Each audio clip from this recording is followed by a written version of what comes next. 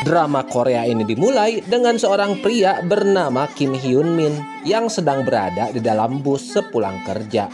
Ketika dia turun dari bus, dia melihat seorang wanita duduk di bangku, tetapi dia hanya berjalan pergi. Keesokan harinya saat Hyun Min kembali dari kerja, dia melihat wanita yang sama di bangku itu lagi. Kali ini dia mendengar suara yang dibuat wanita itu dengan tangannya.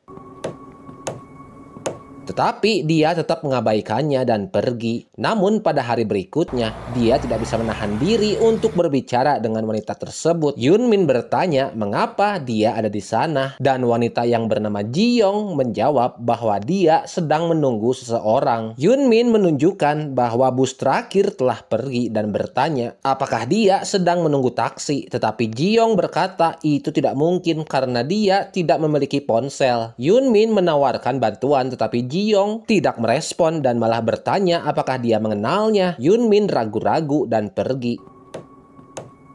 Keesokan harinya hujan turun dengan deras. Dia melihat Ji Young lagi masih duduk di bangku tersebut dan dia memberikan payungnya agar Ji Young terlindung dari hujan. Namun Ji Young kembali bertanya apakah dia mengenalnya. Bingung, Hyun Min menyebutkan bahwa mereka baru saja berbicara kemarin. Ji Young kemudian bertanya apakah mereka akan bertemu besok hari, membuat Hyun Min kebingungan. Merasa kedinginan, Ji Young bertanya apakah dia bisa ikut dengannya. Hyun Min ragu-ragu tetapi akhirnya setuju. Mereka naik lift ke apartemennya, lalu masuk ke rumah Hyun Min. Ketika dia mencoba menyalakan lampu, Ji Young menghentikannya dan melangkah masuk. Dalam adegan berikutnya, kita melihat seorang pria berjalan ke rumah sakit, tetapi wajahnya tidak terlihat. Fokus kemudian beralih ke staf rumah sakit. Kepala perawat sedang bekerja, sementara perawat lain memujinya, mengatakan dia terlalu banyak bekerja dan harus ikut makan bersama mereka. Perawat lain bernama Yong Ji menawarkan untuk tetap tinggal agar yang lain bisa pergi. Kepala perawat menyarankan untuk menelepon jika ada masalah dan semua orang pun pergi. Saat Yong Ji sendirian, seorang pria tiba. Dia mengatakan bahwa pria itu seharusnya tidak berada di sana karena hanya staf yang diizinkan untuk masuk. Pria itu melihat sekeliling tanpa merespon. Pria itu bertanya di mana kamar mayat berada. Tiba-tiba monitor berbunyi tanda peringatan menandakan adanya masalah dengan seorang pasien dan mereka bekerja sama untuk menstabilkan pasien tersebut. Menemukan bahwa seseorang telah merusak peralatan. Kemudian Yong Ji mengingat pria tersebut tetapi menyadari bahwa dia sudah tidak ada.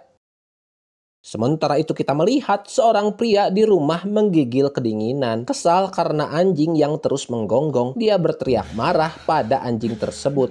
Kita juga melihat seorang pria bernama Won Young di sebuah toko lampu sedang melihat bola lampu. Seorang pelanggan masuk. Pelanggan itu mengatakan dia membutuhkan bola lampu. Won Young memberikannya dan pelanggan itu pergi.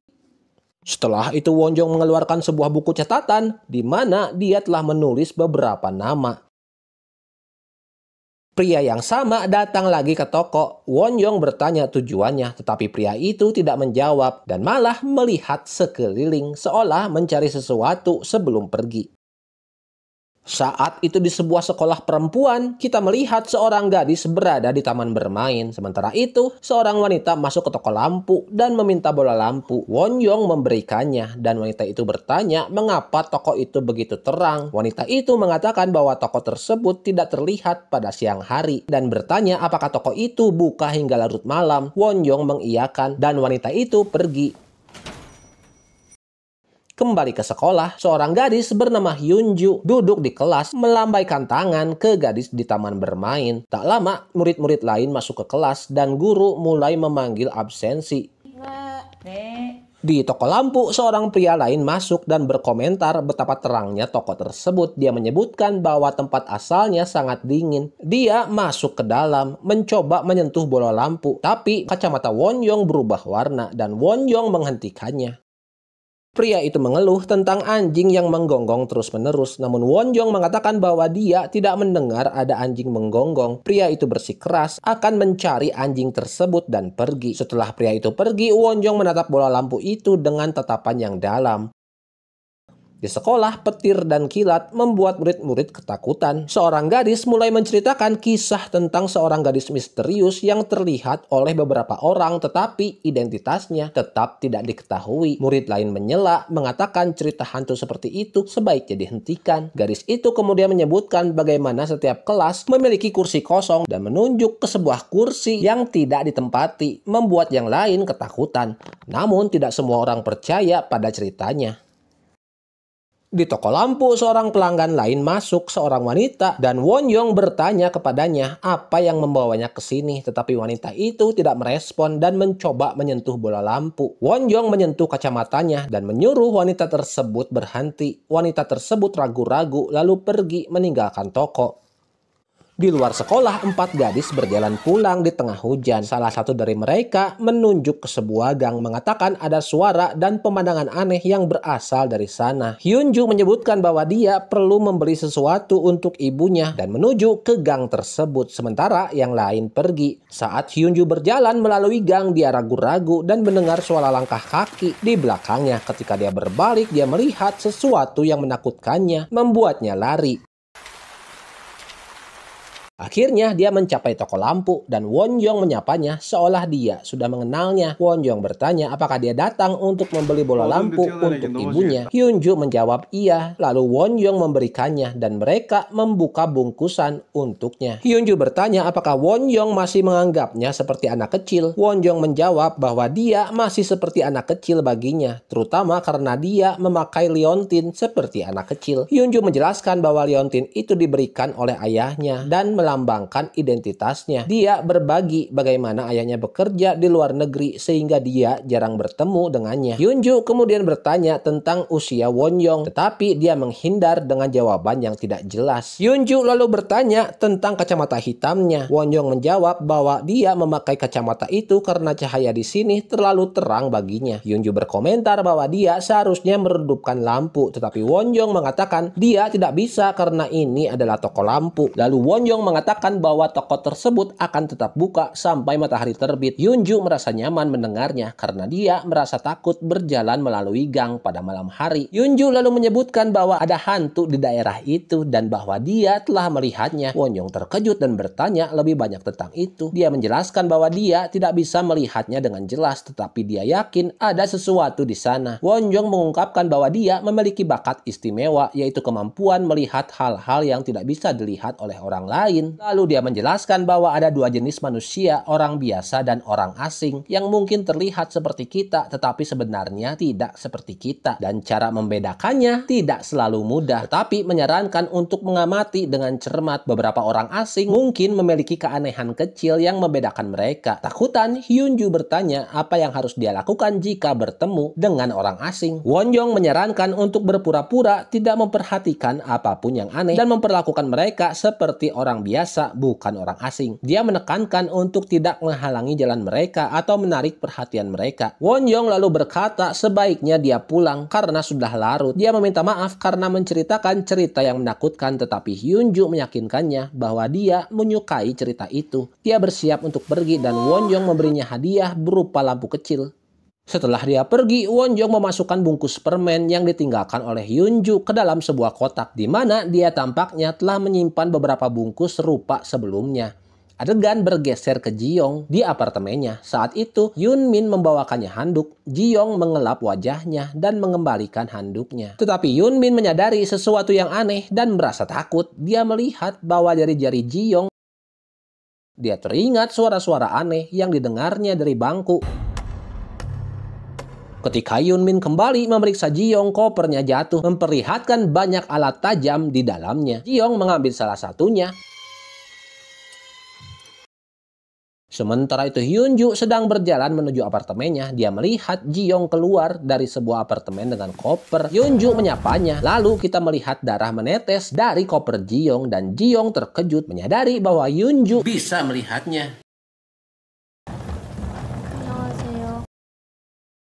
Lalu cerita beralih kepada seorang gadis bernama Seon Hye yang sedang mengunjungi sebuah rumah untuk disewa. Pemilik rumah menunjukkan berbagai bagian rumah itu kepadanya. Namun Seon Hye terus bertanya tentang rumah dan lingkungan di sekitarnya. Sementara pemilik rumah lebih fokus meyakinkannya untuk segera menyewa rumah dan menandatangani kontrak. Seon Hye dengan teliti memeriksa seluruh rumah. Pemilik rumah meyakinkannya bahwa jika dia tidak menyukai rumah ini, dia bisa menunjukkan apartemen lain. Akhirnya Seon Hye memutuskan untuk mengambil rumah tersebut. Ketika Seon Hye bertanya kepada pemilik rumah apakah tempat itu benar-benar sepi, dia mengatakan bahwa tidak ada orang lain yang tinggal di sana, sehingga tempat itu sangat tenang. Seon Hye lalu mencoba membuka salah satu pintu di rumah tersebut. Pintu tersebut tidak bisa dibuka. Pemilik rumah menjelaskan bahwa ada pekerjaan konstruksi yang sedang berlangsung di ruangan tersebut dan menyarankan untuk tidak membukanya. Dia juga menyebutkan bahwa inilah alasan rumah itu ditawarkan dengan harga yang sedikit lebih murah. Seon Hye akhirnya setuju dan pindah ke rumah tersebut. Dia memutuskan untuk menutupi pintu tersebut dengan kain.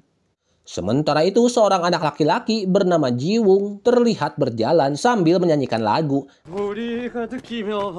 Dia tampak gugup seolah-olah takut melewati gang itu. Kembali ke rumah, Seon Hye sedang sibuk dengan pekerjaannya. Ketika dia mendengar suara Ji Woong bernyanyi saat dia lewat, dia berpikir bahwa tempat itu tidak sepi seperti yang diklaim oleh pemilik rumah. Ji Woong akhirnya sampai di toko lampu, tapi pergi tanpa masuk ke dalam.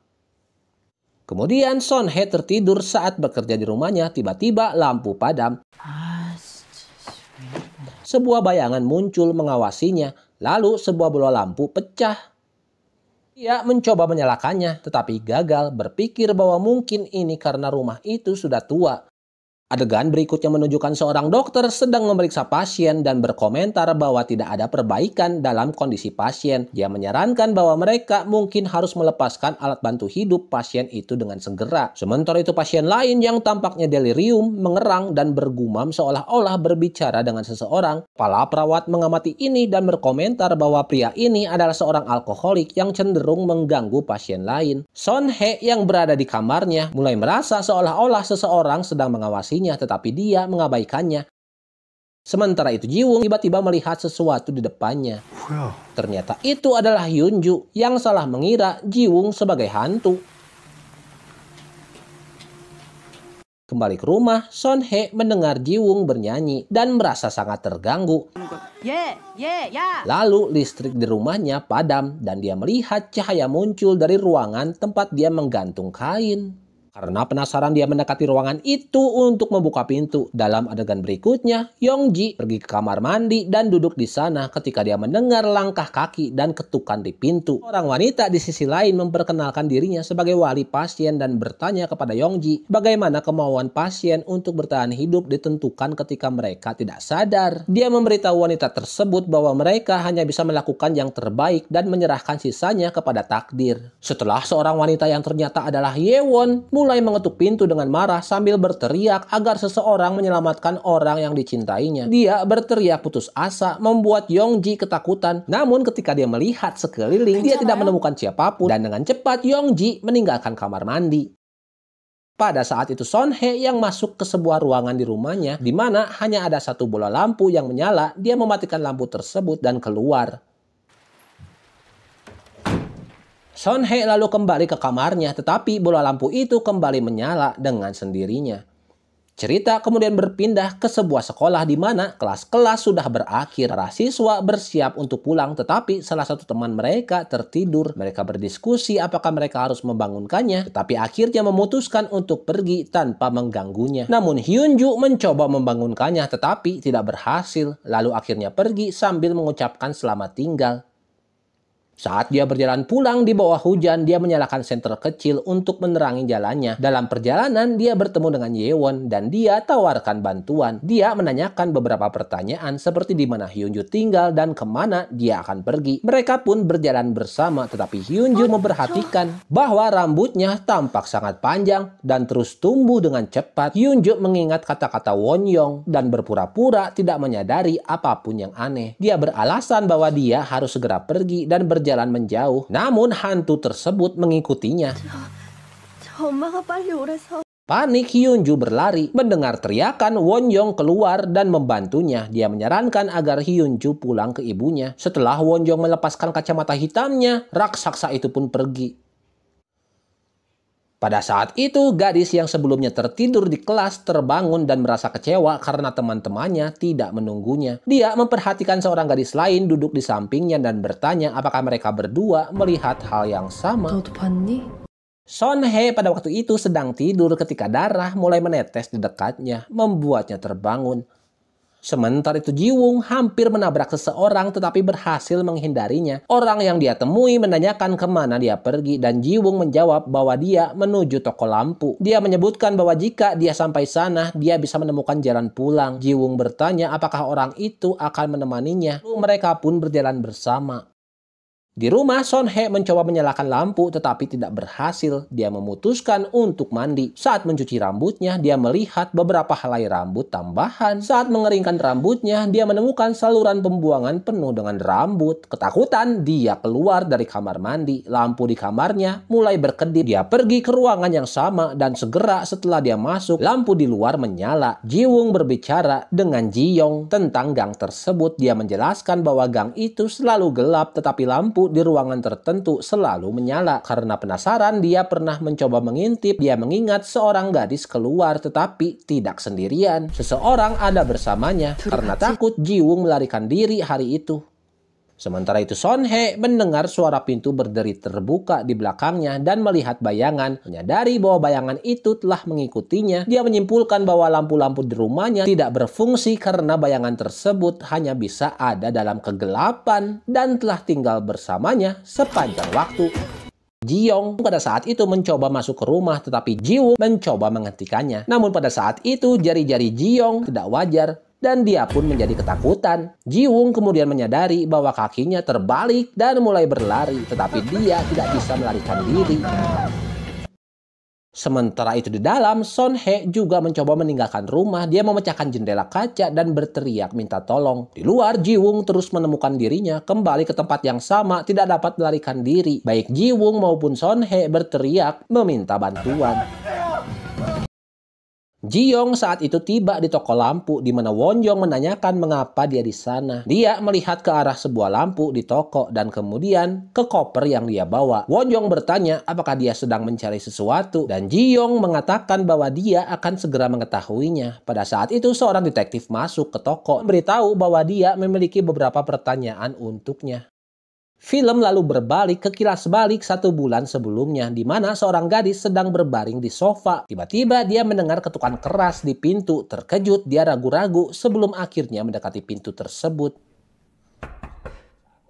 Lalu dia pun berteriak marah bahwa dia tahu itu dia, bahwa dia tidak ingin melihatnya dan memintanya untuk pergi. Lalu perlahan membuka pintu untuk memeriksa keluar. Dia melihat seseorang di koridor, tetapi tiba-tiba seseorang melempar gadis tersebut dari jendela apartemennya. Adegan lalu berganti ke seorang pria di halte bus yang terlihat sangat cemas dan mencoba untuk bersembunyi. Saat itu, detektif Sung Sik tiba dan memerintahkan semua penumpang untuk turun dari bus. Dia mendekati pria tersebut dan mengatakan bahwa seorang gadis yang tinggal sendiri di lantai 3 telah meninggal dan ada kebakaran di apartemennya. Dia menuduh pria itu bertanggung jawab. Pria tersebut yang mengenal gadis yang meninggal tersebut menjadi takut. Polisi menangkapnya dan membawanya pergi. Dia mulai merokok, tetapi petugas mengingatkan bahwa itu adalah area yang dilarang merokok. Setelah petugas itu pergi, Sang Sik memperhatikan ada abu di tangannya, tetapi dia tidak mengerti bagaimana itu bisa terjadi. Adegan lalu berganti ke seorang pria tua yang sedang duduk di rumah menonton TV. Tiba-tiba bayangan muncul di belakangnya dan dia mendengar ketukan di gerbang. Pria tua itu bertanya siapa di sana, sementara itu di kantor polisi. Saat dia membaca, dia mencoba menyalakan rokok, tetapi pemantiknya tidak berfungsi. Ketika sedang duduk, dia mendengar bahwa pria yang terlihat di lokasi kejadian dan diidentifikasi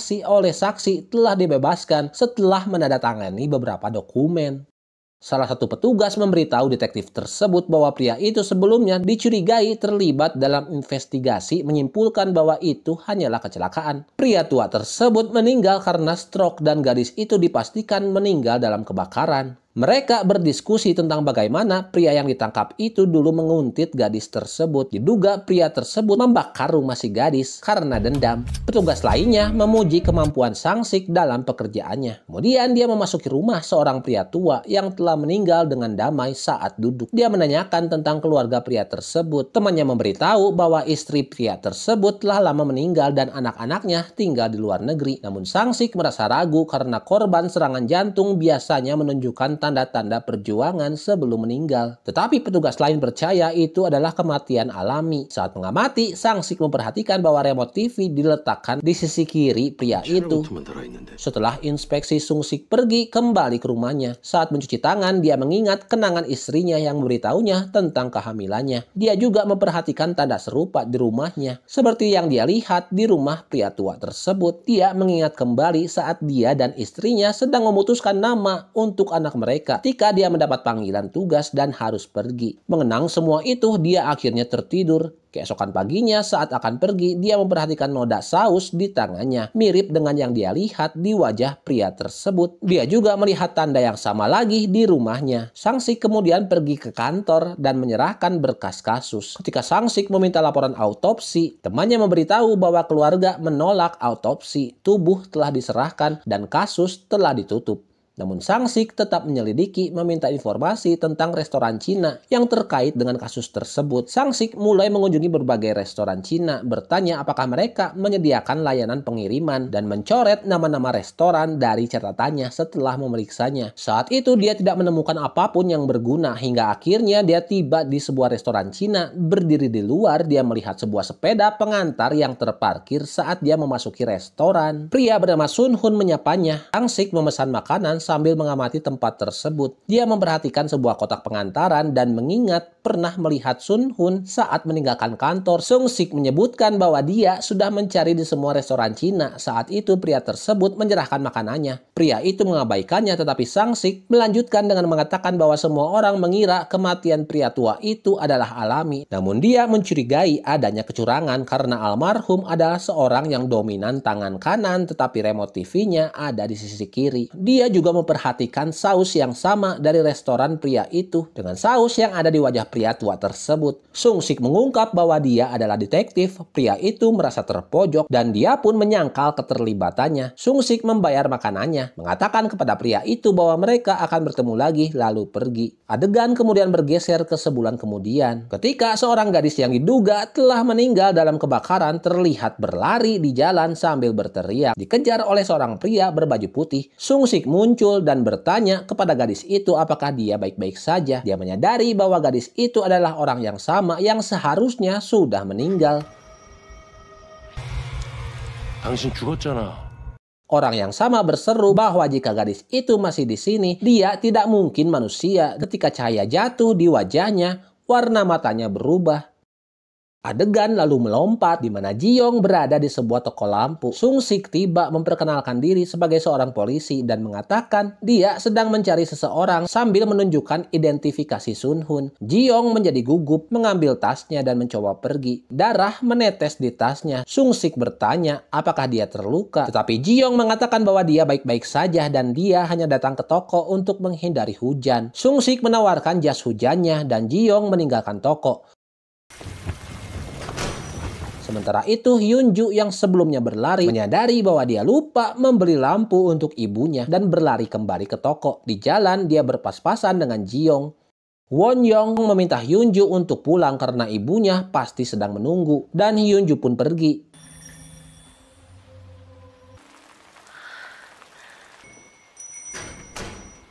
Kemudian seorang dokter tiba di area parkir. Saat dia memarkir mobilnya, dia memperhatikan sebuah keluarga di dekatnya, lalu menuju tempat kerjanya. Di sana ada seorang staf wanita dan dia bertanya apakah dia masih ingat cara untuk membungkus jenazah dengan benar. Saat itu dokter tersebut melihat sebuah peti mati yang rusak. Wanita itu memberitahu bahwa itu adalah peti terakhir yang mereka miliki. Dokter menyarankan agar jenazah disimpan di kamar mayat hingga peti mati baru tiba untuk pemakaman. Saat wanita itu berada di dekat jenazah, dia mendengar suara aneh dari tubuh tersebut yang membuatnya takut. Dokter menjelaskan bahwa suara itu disebabkan oleh gas yang keluar dari tubuh, yang merupakan kejadian umum setelah kematian. Setelah selesai dengan persiapan, dokter meminta wanita tersebut menghubungi keluarga almarhum. Dokter tiba-tiba mendengar almarhum berbicara kepadanya, bertanya apakah dia benar-benar sudah mati. Dalam penyangkalan, dia bersikeras bahwa dia tidak mungkin sudah mati. Dokter menjelaskan bahwa dia akan pergi ke tempat yang damai, di mana dia bisa melanjutkan perjalanan. Dokter meyakinkannya bahwa dia akan segera melihat cahaya dan melupakan tempat ini. Saat dokter pergi, nama tubuh tersebut.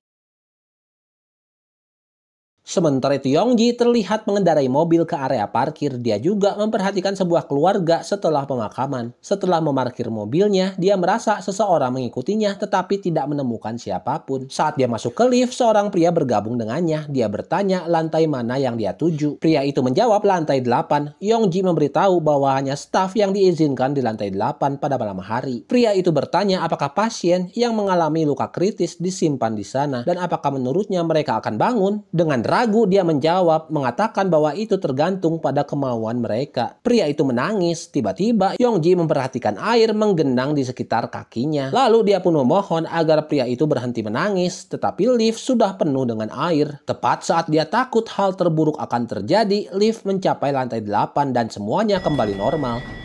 Yongji cepat-cepat keluar dan mengenakan seragamnya. Dia memeriksa pasien memasang headphone di telinga mereka.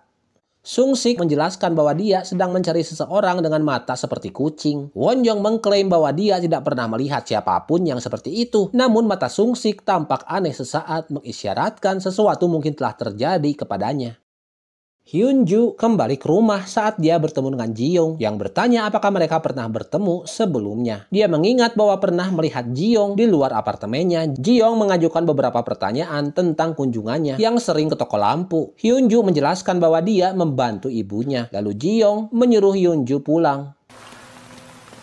Di rumah sakit, Young-ji membawa pasien alkoholik. Young-ji memperingatkan bahwa kecanduannya mengancam nyawa dan bisa menyebabkan penyakit serius atau bahkan kematian. Tiba-tiba, pria misterius yang dulu muncul lagi dan Young-ji juga memperhatikannya. Saat mereka naik lift, Young-ji menjelaskan kondisi yang disebabkan oleh kecelakaan atau alkoholisme, di mana orang berhalusinasi hal-hal aneh. Dia lalu mematikan lampu dan kemudian berbagi pengalamannya sendiri dengan menunjukkan bekas luka kecelakaan di tubuhnya. Dia memberitahu bahwa dia memiliki gejala serupa setelah kecelakaannya, tetapi dia berhasil bertahan. Namun setelah itu dia mulai melihat orang dan sosok yang aneh. Young-ji ragu-ragu dan mengakui bahwa dia masih belum yakin apakah mereka manusia atau bukan. Dia mengingat ketika dia melihat sebuah keluarga di area parkir melalui kaca spion mobilnya dan menyadari bahwa wanita tersebut mungkin hantu.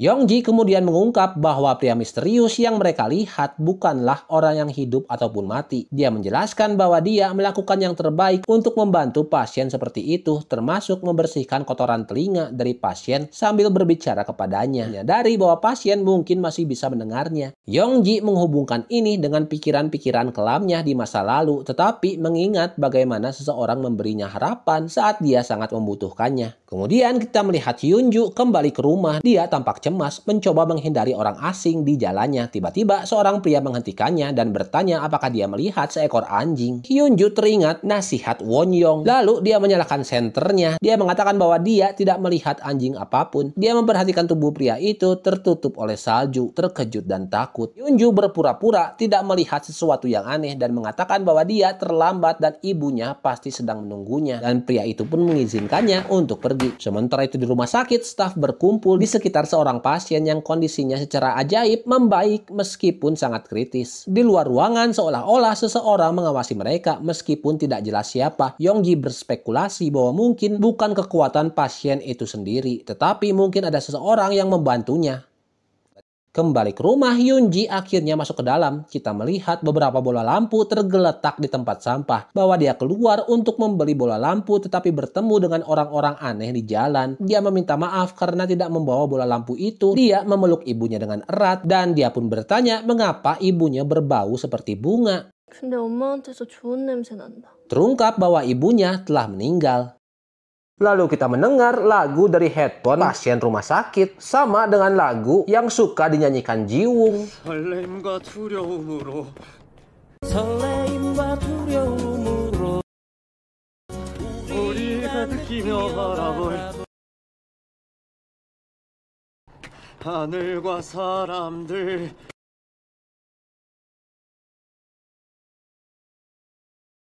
Di dalam kereta, Hyun Min sedang mengirim pesan kepada pacarnya, Ji Young, mengatakan bahwa dia akan segera bersamanya. Ji Young saat itu mulai mengetik bahwa dia juga merindukannya, tetapi dia berhenti dan mulai menangis. Kita melihat bahwa Hyun Min telah membeli buket bunga dan cincin, berencana untuk melamar Ji Young. Sementara itu Ji Young sedang mengemas barang-barangnya, termasuk sebuah foto mereka bersama. Dia membaca catatan di buku catatannya di mana ibunya menasehati untuk meninggalkan Hyun Min. Ji Young membuang buku tersebut.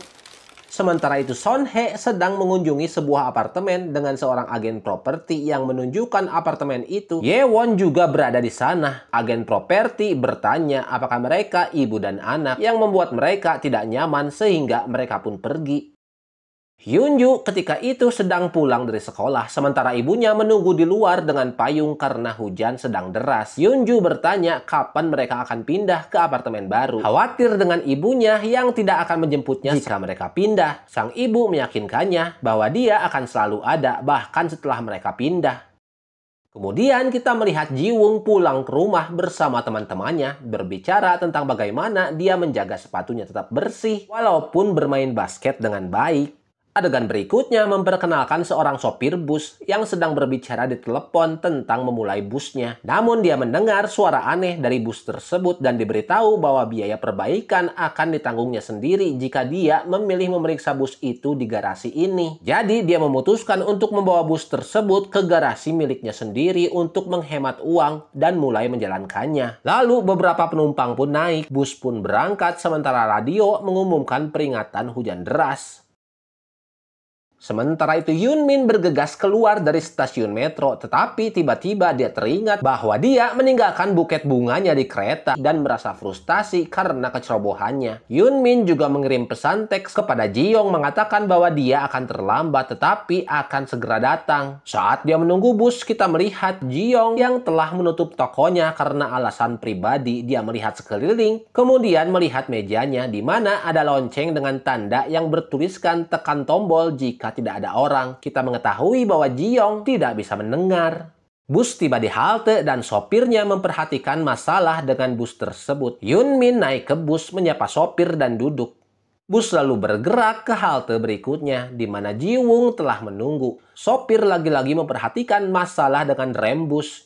Sopir berpikir bahwa dia harus segera memperbaiki bus tersebut dan mengubah tampilan bus menjadi tidak dalam pelayanan. Selanjutnya kita melihat Son Hye bersama Hae Won. Dia berjalan dengan marah di depan, sementara Ye Won mengikutinya. Son Hye saat itu meminta Ye Won untuk berhenti mengikutinya. Dia mengeluh bahwa mereka selalu harus menyembunyikan hubungan mereka dari orang lain, seolah-olah mereka melakukan kejahatan. Dia bertanya sampai kapan mereka harus merahasiakan hubungan mereka. Ye Won menjawab bahwa itu karena mereka tidak terlihat seperti pasangan karena perbedaan usia mereka. Dia menyalahkan dirinya sendiri dan merasa bersalah atas situasi tersebut. Dia menyatakan bahwa dia tidak ingin bersama lagi dan meminta Ye Won untuk menjauh dari hidupnya. Saat itu bus tiba. Son Hye tanpa alas kaki naik ke bus dengan marah. Ye Won mengambil sepatu hak dan barang-barang miliknya lalu ikut naik bus dan duduk di belakangnya. Di halte berikutnya, Hyung Ju dan ibunya mencoba menghentikan bus. Melihat ibu dan anak itu berlari mengejarnya, pengemudi menghentikannya. Hyung Ju memarahi pengemudi karena membuat ibunya berlari meskipun memiliki masalah pada kakinya. Sopir itu meminta maaf dan bus melanjutkan perjalanannya. Saat bus melintasi jembatan, semua orang larut dalam pikiran mereka masing-masing, menunggu tiba di tujuan masing-masing. Tiba-tiba, salah satu ban bus pecah menyebabkan bus oleng. Sopir berjuang untuk mengendalikannya, tetapi sebuah truk mendekat dari arah berlawanan, dan lalu bus itu bertabrakan, terbalik, dan jatuh ke sungai. Ji Young yang saat itu sedang berjalan membaca pesan dari Hyun Min dan mulai mengetik. Saat itu dia melihat bus jatuh dari jembatan dan dia pun panik. Dia mencoba menelepon Hyun Min tetapi tidak ada jawaban, membuatnya semakin cemas. Dia kemudian menelepon layanan darurat tetapi saat ditanya apa yang terjadi, dia tidak bisa menjawab. Dan dari sini kita mengetahui bahwa Ji Young adalah tunawicara dan tunarungu.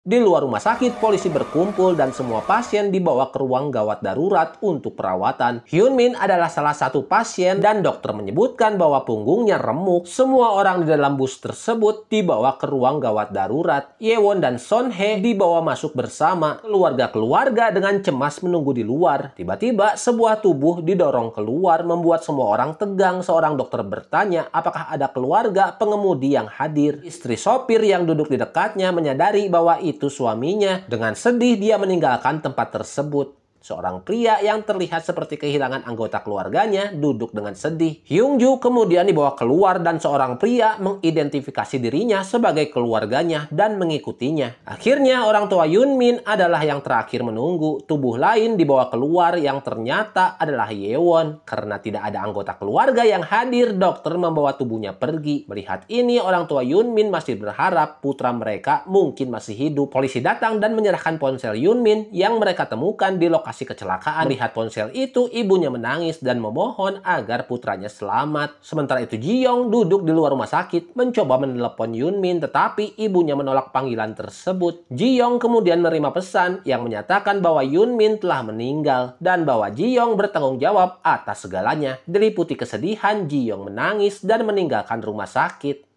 Hyun Min saat itu dibawa keluar masih tidak sadarkan diri, sementara orang tuanya mengikutinya sambil menangis. Di saat yang sama, Ji Young berada di kamarnya melihat foto dirinya dengan Hyun Min. Diliputi dengan kesedihan, dia mencoba diri. Orang tuanya yang melihat pesan tersebut panik dan mencoba mengirim pesan bahwa Hyun Min ternyata masih hidup. Sementara itu, Ji Young yang melihat pesan di ponselnya berjuang menyelamatkan dirinya dari kuku-kukunya patah dan jatuh ke lantai saat dia berjuang mati-matian tetapi tidak berhasil.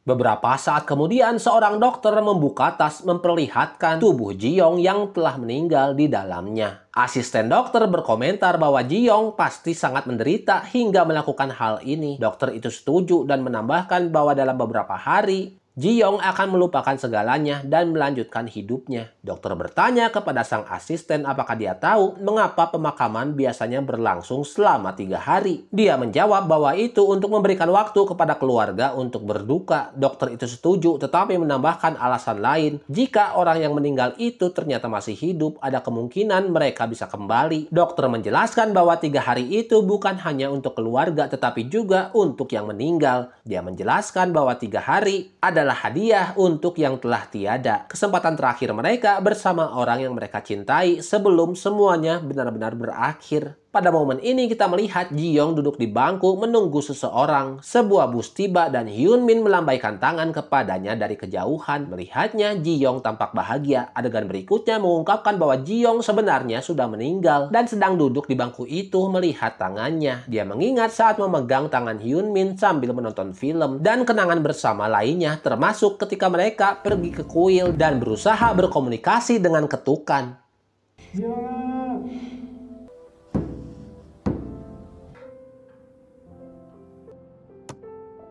Saat ini Ji Young mencoba berbicara dan suaranya akhirnya keluar. Dia memanggil nama Hyun Min dan mengungkapkan cintanya kepadanya. Saat itu sebuah bus dengan tanda tidak beroperasi tiba. Hyun Min turun dari bus tetapi dia tidak mengenalinya dan berjalan pergi. Tetapi setelah berjalan beberapa langkah, Hyun Min tiba-tiba terjatuh.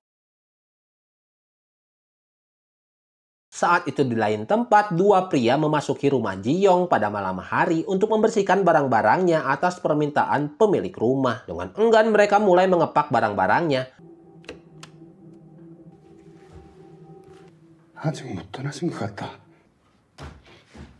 Pria pertama bersikeras agar mereka segera pergi. Sementara itu, di sisi lain pintu menunjukkan tanda-tanda kehadiran seseorang di sana. Tiba-tiba di dalam rumah kita melihat Hyun Min tampak bingung. Dia berada di mana lalu pingsan.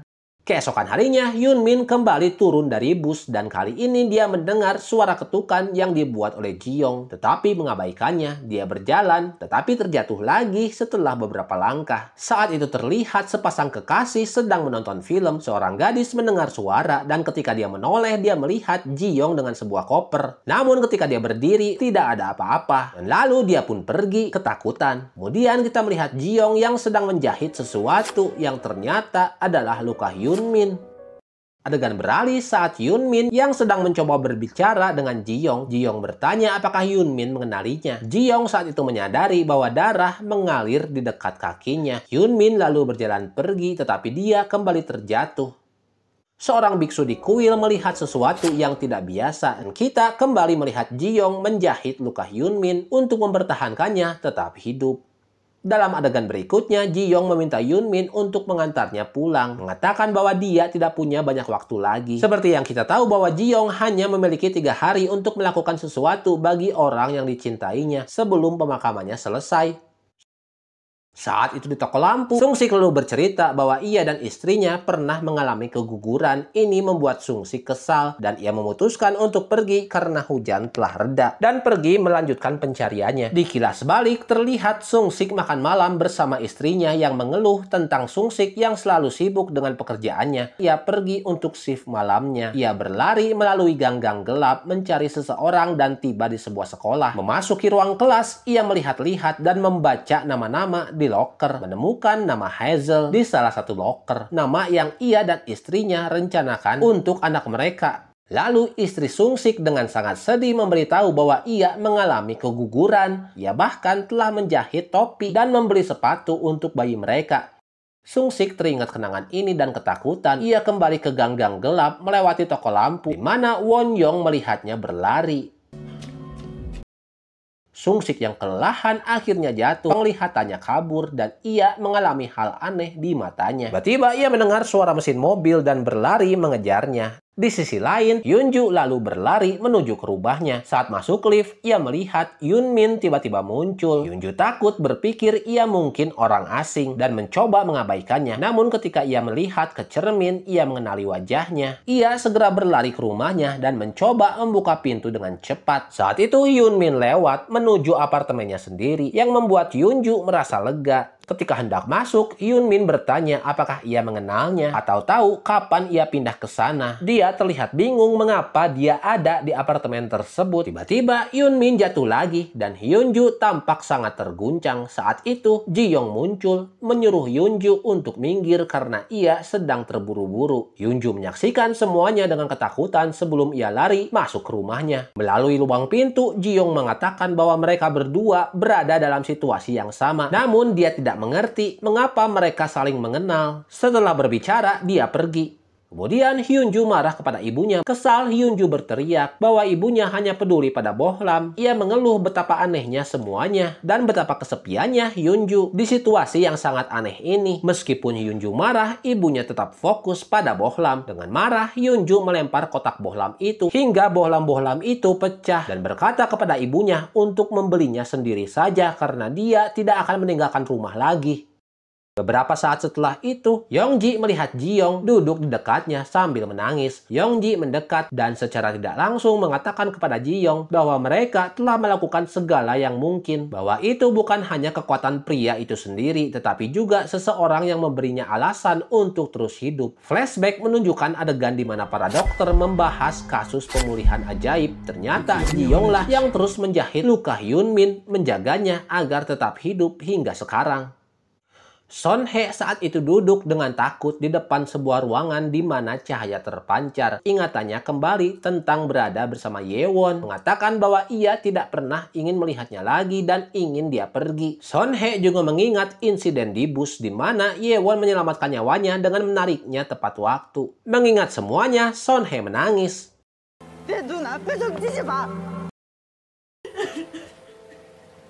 Lalu kita melihat Ji-young berjalan dengan kopernya. Mereka berjalan ke arah yang berlawanan. Sementara itu Sang-sik muncul dan berjalan ke arah yang berbeda. Orang-orang ini terlihat seperti berkeliaran di jalanan yang sama. Sung-sik saat itu menyalakan pemantiknya. Yang mengejutkan telah kembali normal. Ia terkejut menyadari bahwa setengah dari kepalanya hilang. Lalu Sung-sik masuk ke toko lampu dan memesan kopi. Sambil minum ia berkomentar bahwa ia tidak bisa merasakan apapun dan merasa ada yang aneh. Sung-sik mengatakan bahwa ia merasa ada sesuatu yang masalah dengan tubuhnya. Won-yong bertanya kapan Sung-sik menyadari hal itu. Ia menjelaskan bahwa banyak orang berbeda datang ke toko lampu. Membuat Sung-sik curiga apakah ini benar-benar hanya toko lampu. Karena malam tampaknya tidak pernah berakhir di sini. Ia bertanya-tanya apakah tempat itu yang aneh atau dirinya sendiri yang aneh. Ia menuntut untuk tahu di mana ia berada. Won-yong mengakui bahwa ia dulu sering bertanya pertanyaan yang sama. Ia lalu perlahan melepas kacamata hitamnya, memperlihatkan bahwa matanya telah berubah menjadi seperti mata kucing.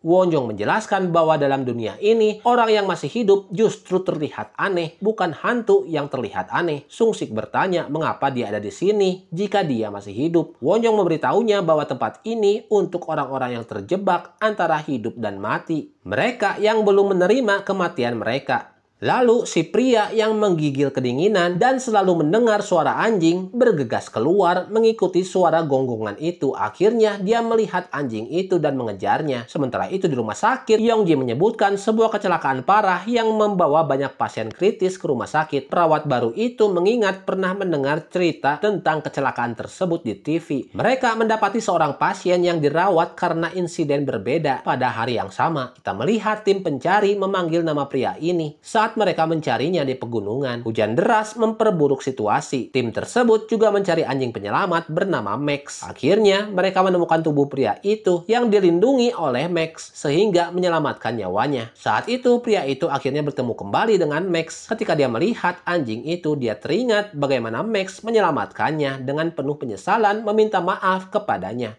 Sementara perawat baru di rumah sakit bertanya apa yang terjadi pada Max, Yong-ji menjelaskan bahwa Max tidak selamat.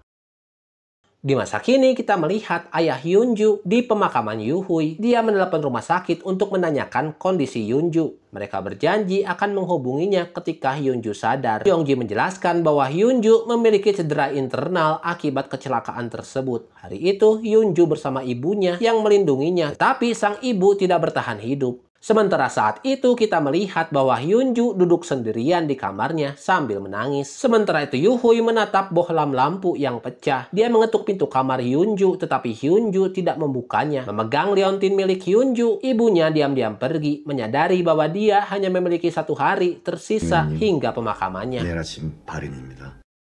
Sementara itu kita melihat Yewon mendekati Son-hye dan berbaring di sampingnya. Dia mengatakan bahwa dia perlu keluar dari tempat tidur. Son-hye menjawab bahwa dia tidak tahu kode kunci pintu dan bahkan sudah mencoba memecahkan gerbang. Yewon menjelaskan bahwa itu tidak benar karena panel kunci ada di luar. Artinya Son-hye bisa keluar kapan saja jika dia mau. Gerbang selalu terbuka untuknya. Dia menyuruh Son-hye pergi ke toko lampu di ujung gang.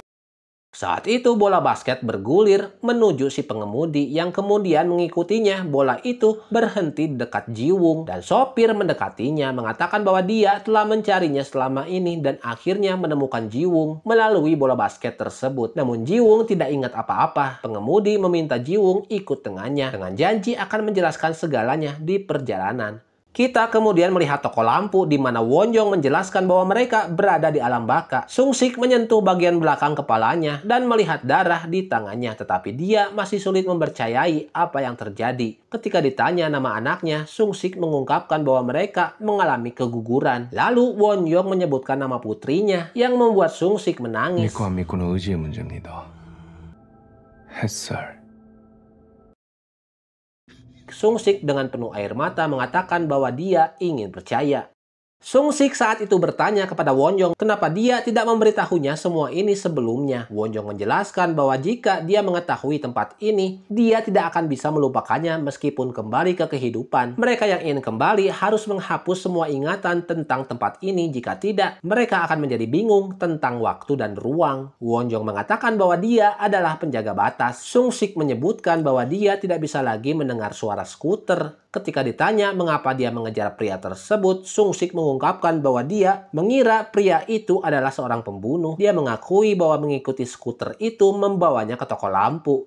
Sung-sik melihat lebih dekat pada pemantiknya dan Won-yong meyakinkannya bahwa dia akan bertemu Sang-hun lagi. Tiba-tiba Sung-sik sadar kembali di rumah sakit dan para perawat segera menanganinya. Di alam baka kita melihat Max memasuki toko lampu diikuti oleh pria bersalju. Pria itu melihat sebuah cahaya dan menyentuhnya. Sementara itu, pengemudi yang sekarang kelelahan mengatakan kepada Ji-woong bahwa dia harus pergi ke toko lampu sendiri untuk menemukan cahayanya. Saat itu, si supir dengan air mata di matanya meminta maaf dari belakang. Ji-woong tiba di toko lampu dan Won-young menyapanya. Dia menyebut bahwa dia pernah melihatnya di luar toko lampu, namun dia tidak masuk. Won-young menunjuk ke arah lampu-lampu itu dan Ji-woong juga melihat ke arah yang sama sebelum mengulurkan tangan untuk menyentuh cahaya tersebut. Saat Ji-woong menyentuhnya, Won-young berkomentar bahwa dia berharap mereka tidak akan bertemu lagi. 앞으로 Saat ini, para perawat sedang bekerja ketika mendengar alarm dari monitor. Mereka segera berlari menuju pasien. Pasien tersebut sadar kembali dan Yongji merasa lega melihat pasien itu menggerakkan tangannya dan menggenggamnya. Di tempat lain, dokter berjuang untuk membuka tempat mayat dan mengatakan kepada asistennya bahwa mereka harus menunggu 1 hari lagi. Ji-young terlihat gelisah duduk di bangku. Saat dia berjalan, sebuah bus mendekat dan sopirnya menghentikan bus setelah melihatnya. Sopir itu keluar untuk memeriksa bus tetapi tidak menemukan kerusakan. Tidak menyadari bahwa Ji-young berada tepat di depannya. Ji-young naik ke dalam bus. Ji-young bertanya apakah dia masih belum mengenalinya, lalu menangis. Berapa lama lagi dia akan tetap dalam keadaan seperti itu? Dia bertanya apakah dia pernah benar-benar mencintainya. Yunmin saat itu bingung dan mencoba berbicara dengan penumpang lain, tetapi diabaikan. Ji-young memberitahunya bahwa dia terjebak dalam keadaan ini dan membuka bajunya, menunjukkan luka-luka jahitan yang membuatnya ketakutan. Di rumah, Yunmin menangis mengingat Ji-young dan bertanya-tanya bagaimana dia bisa melupakannya. Sementara itu, dokter kembali mencoba membuka lemari mayat. Dia memutuskan bahwa mereka tidak bisa menunggu lebih lama. Adegan lalu berpindah ke sopir bus yang mencoba masuk ke rumah Son-hye, tetapi gagal. Tiba-tiba, sebuah jendela terbuka dan Ye-won muncul. Sopir itu meminta maaf berulang kali, menjelaskan bahwa rem busnya tidak bekerja dengan baik. Dia mengakui bahwa dia terus mencari alasan, berpikir bahwa perusahaan bus seharusnya menangani perbaikan untuk menghindari biaya. Dia pun mengatakan bahwa ini sepenuhnya kesalahannya. Ye-won mengakui bahwa itu adalah kesalahan si sopir, tetapi merasa lega mengetahui bahwa dia benar-benar menyesal. Dia memberitahunya bahwa kecelakaan tidak bisa dihindari dan bahwa dia juga tidak beruntung. Dia menyarankan agar dia tidak menyalahkan dirinya sendiri atas kemalangan yang tidak bisa dikendalikan. Di dalam apartemen, Son-hye mendengar percakapan mereka. Ye-won memberitahu sopir itu untuk mengunjungi apartemen Yunju. Saat sopir itu berjalan pergi, dia bertemu dengan Yu-hui. Sopir itu meminta maaf kepadanya, mengatakan bahwa dia telah mencari Yu-hui dan datang untuk membawanya ke toko lampu. Yu-hui saat itu memberi isyarat agar dia menuju ke apartemennya dan pergi.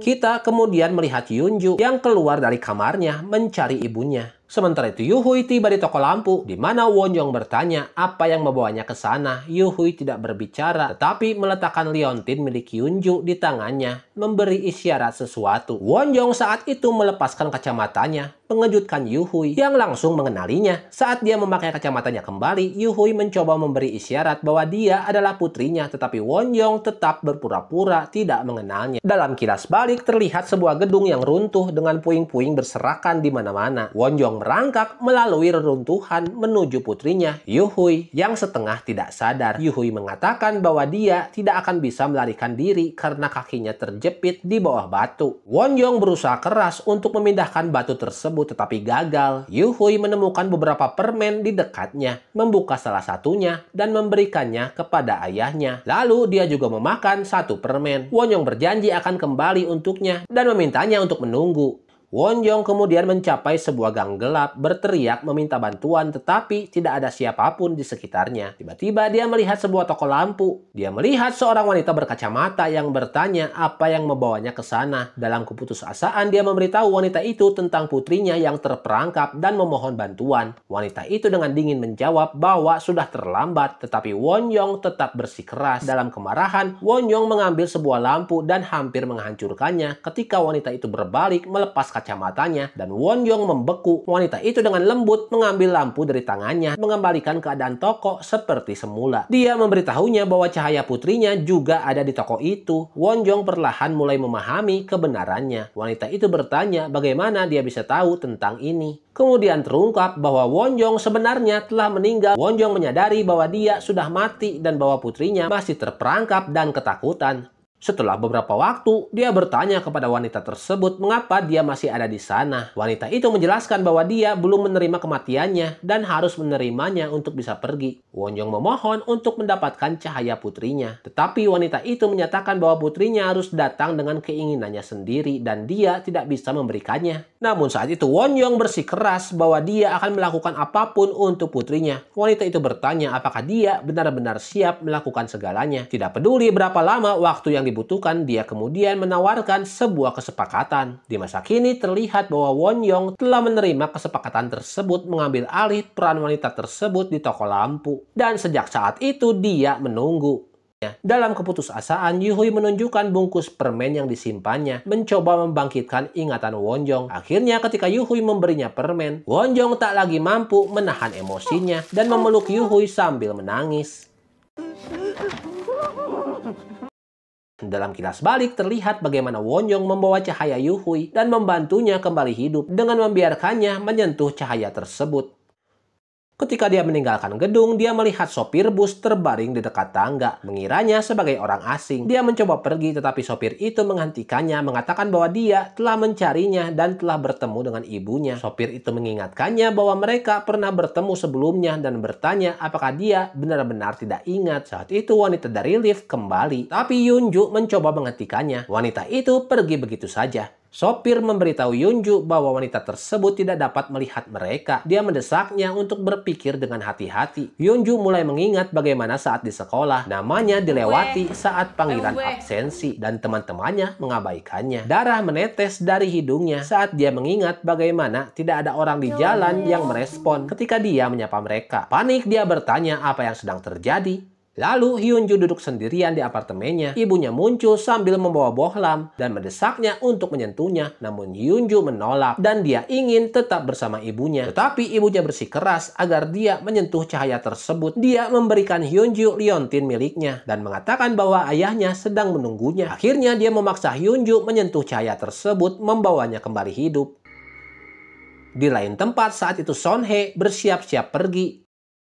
Setibanya di toko lampu, Son Hye melihat-lihat sampai dia menemukan sebuah cahaya. Dia menyentuhnya dan di rumah sakit terlihat bahwa dia sadar kembali. Namun tak lama setelah itu, Son Hye kembali ke rumah mengatakan bahwa dia tidak akan meninggalkan Yewon. Sementara itu di rumah sakit terungkap bahwa Son Hye telah meninggal. Dalam kilas balik terlihat Son Hye bertanya apa yang akan terjadi jika dia memecahkan lampu tersebut. Wonjong menjelaskan bahwa dia membutuhkan cahaya itu untuk bergerak dengan tenang. Namun Son Hye berkata bahwa dia hanya ingin dunia di mana mereka bisa bersama, lalu memecahkan bola lampu tersebut. 3 bulan kemudian kita melihat Yongji di rumah sakit menyapa para perawat sebelum mengunjungi Jiwung yang telah pulih dan akan keluar dari rumah sakit. Jiwung sedang mengemas barang-barangnya. Yongji memberikan Jiwung hadiah Natal berupa sepasang sepatu.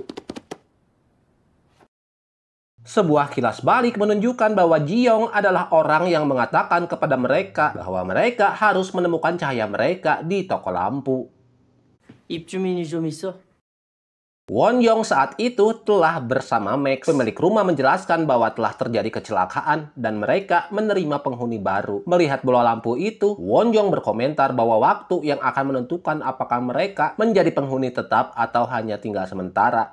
Lalu kita melihat Yunju yang datang bersama ayahnya. Ayahnya mengatakan bahwa mereka telah sampai di sekolah dan mencoba membangunkannya. Meskipun dia masih tampak bingung, dia mengungkapkan keinginannya untuk bertemu dengan teman-temannya. Yunju kemudian menuju kelasnya. Di kelas, guru memberitahu siswa tentang keterlambatan Yunju. Saat itu Yunju bertanya apakah dia bisa pergi ke ruang kesehatan. Khawatir, guru bertanya apakah dia baik-baik saja dan memberinya izin. Yunju meninggalkan kelas tetapi tidak pergi ke ruang kesehatan. Kita melihat seorang gadis mengawasinya dari belakang. Dia berbicara pada dirinya sendiri mengatakan bahwa dia tidak mengambil pengobatan untuk kebingungannya karena dia ingin mengingat ibunya. Dia senang ibunya masih di sana. Sementara itu di toko lampu, Yuhui tiba dengan gembira dan menyapa ayahnya dan mereka menikmati waktu bersama. Dia melihat bahwa toko lampu adalah satu-satunya tempat yang menyala di kejauhan dengan toko serupa tersebar di sekitarnya. Ketika Hyunju hendak pergi, seorang gadis muncul di depannya. Hyunju bertanya mengapa dia berpakaian seperti itu, gadis itu berterima kasih kepadanya karena telah berbicara dengannya. Kita melihat kilas balik saat Hyunju melambaikan tangan kepada gadis tersebut saat dia di taman sekolah. Dia mengingat saat berbicara dengan Hyunju di kamar mandi dan gadis itu tidak punya teman sehingga dia mengikuti Hyunju untuk menjadi temannya. Gadis itu kemudian mengatakan bahwa dia juga memiliki rahasia.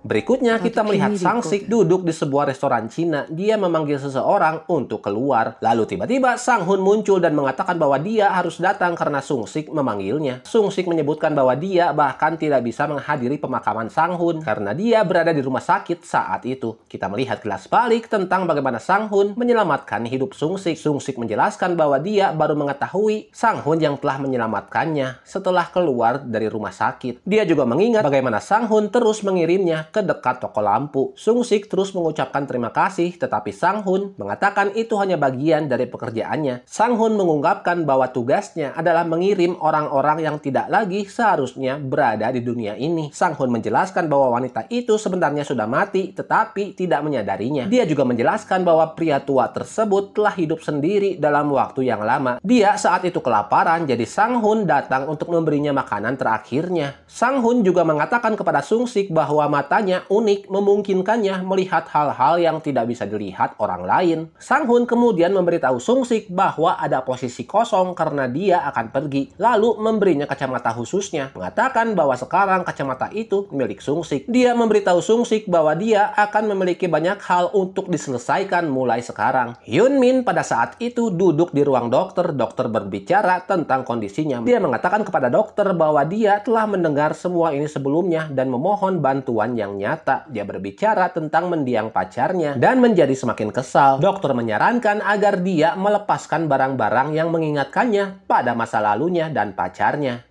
Dia mengeluarkan ponselnya. Dia melemparkan ponsel itu ke air. Saat pulang, dia menerima pesan tentang pesta yang direncanakan untuk merayakan kepulangannya. Hyun-min yang masih menangis bertanya kepada Ji-young apa yang harus mereka lakukan sekarang. Ji-young memintanya melakukan sebuah permintaan, yaitu mengunjungi toko lampu dan mencari cahaya khusus yang bersinar saat dia mendekatinya. Dia menjelaskan bahwa Hyun-min harus menggunakan kekuatannya untuk menemukannya.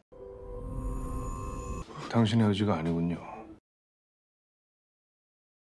Sementara itu Ji-young yang telah habis waktunya mengeluh kesal kepada dokter tentang Hyun-min yang sampai akhir tidak mengenalnya. Dia berharap pacarnya tersebut bisa mengingatnya kembali. Dia sangat kecewa dan akhirnya berjanji untuk datang lagi. Dan dengan demikian drama Korea ini pun tamat. Jika Anda suka dengan drama-drama Korea seperti ini, mohon like dan ulasannya di kolom komentar. Dan kita akan bertemu lagi di drama Korea selanjutnya. Annyeong! 다시 기억하고 불러줬으면 좋겠어요.